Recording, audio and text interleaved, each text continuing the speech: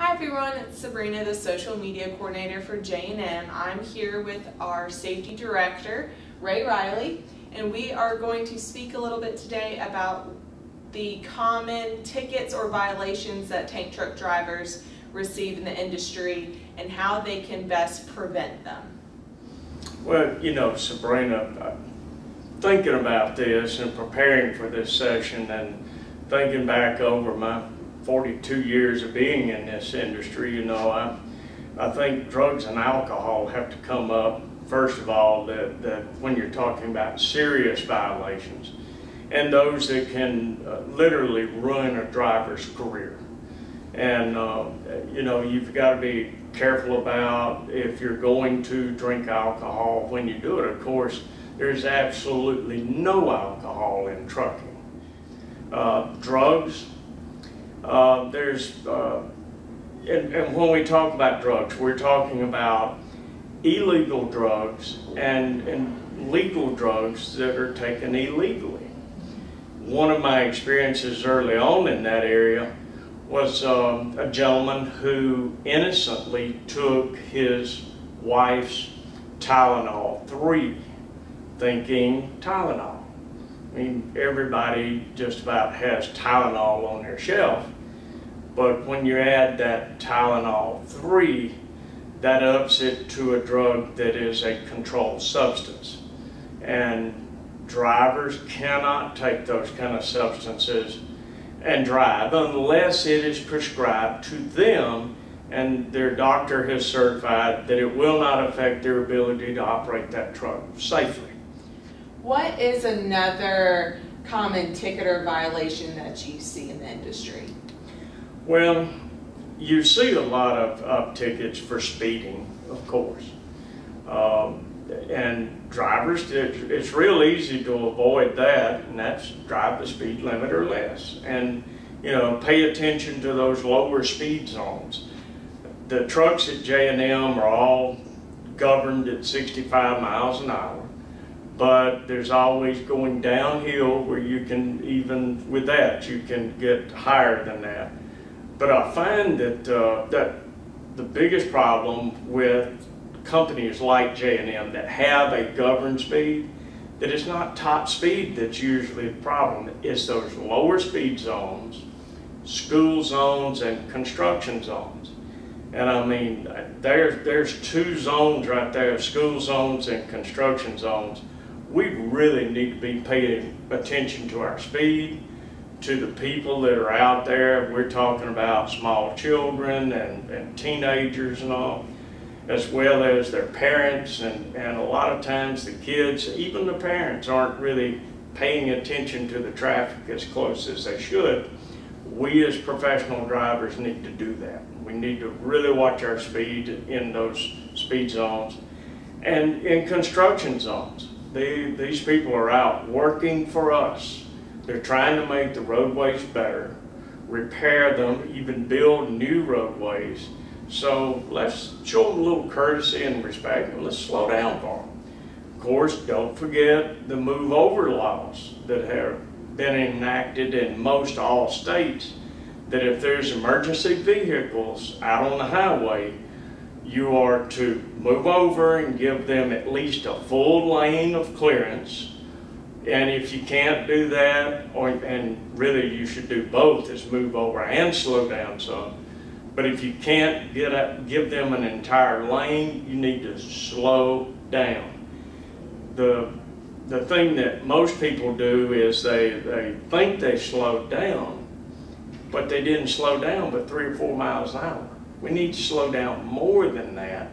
And the only way to be sure is to look at your speedometer and see that you've brought your speed down. And believe me, if you go by one of these highway patrolmen and they think you went by them too fast, they will reward you with one of those speeding tickets we're talking about, or a citation for not adhering to that move over stuff. One that just kind of drives me a little nuts is for seat belts. Non-wearing of seat belts. In this day and time, if you're not convinced that seat belts save lives, I wish I could get in the same room with you and let's talk. years ago, driving the truck, which I did drive the first part of my career for 6 years, the rough roads in Louisiana convinced me to wear seat belts. That and my wife and I had children, young children. We had 2 boys, and she had informed me that I needed to start wearing my seat belt to be a good example to my children. And you know, now laws have been passed that if you're not wearing your seat belt, they can, officers can write you a citation. We see it from time to time on truck inspections. And I always tell drivers, number 1, wear your seat belt. Number 2, if you pull into a scale or you're getting pulled over, do not take that seat belt loose until you're instructed to get out of the truck by the officer. You want to make sure that they see you in that seat belt. And a lot of guys will pull up, set the brakes, pop the seat belt, and then the officer could get the wrong idea that you didn't have it on to begin with. Other tickets that can be written for a commercial driver is during these roadside inspections, where they inspect the driver, their license, their hours of service, the truck itself, tractor and trailer. There are 3 things mainly that we get written up for. Two big ones: lights and brakes. And of course that encompasses a whole bunch of different little violations, but you've got your headlights, your signal lights, clearance lights on the tractor and the trailer. We have the reflective tape that goes down the side. Conspicuity is the phrase Federal Motor Carrier uses. Even a light on the back of the trailer for the tag, and that's one that is one we miss a lot. With those, now it's not that often that an officer will write a ticket for that, a citation that would be a fine. They generally write those up on an inspection, but that goes to a whole different record that we'll talk about in a minute. But they can write a citation that would cost you, and those violations can go from $50, $60 up, depending on the violation and the seriousness of it. The other record that I've talked about is your CSA record. That's Compliance, Safety, and Accountability, CSA. And both the driver and the company have a record in there. When you're written up on these roadside inspections, all of that goes into the company record and to the driver's record. Companies are able to access that through the Federal Motor Carrier website. Once the driver signs an authorization that you can check their background on the application process, we go in and look and we get a report. It's called a PSP report, and that gives us everything that's in that CSA system on you, the driver. And I can tell you, after looking at probably thousands of these, the driver with a clean record, or maybe just 1 or 2 minor violations, those guys you want. They're doing their pre-trips and they're trying to do things right. But when you get one that's 2 or 3 pages long and it's got DOT accidents on there, along with bad inspections, that could rule a driver out right there. So not only do you have your driving record, your CDL, and keep in mind on a CDL, you have 1 license, so it doesn't matter where you get that violation. It could be in a personal vehicle or in the commercial vehicle. It all goes on your 1 record. You have 1 license. So Ray, we've talked about some common citations and violations that drivers can get. What are some tips or tricks that you would give to a driver to help them keep a safe and clean record? Well, you know, Sabrina, I didn't think of this earlier when we were talking about violations. I said, but one is put the cell phone down. That is a major problem these days out on the roadways, is cell phones. And you know, it's been one of the greatest things for truck drivers to be able to stay in touch with their family and friends while they're out on the road and away from home. It's been great for staying in touch with your drivers when things change, you know. But we have got to learn to control our use of the cell phone in the trucks. So number one, put the cell phone down. And one of my tips there is that cell phones are great. They're a great way to stay in touch with our family.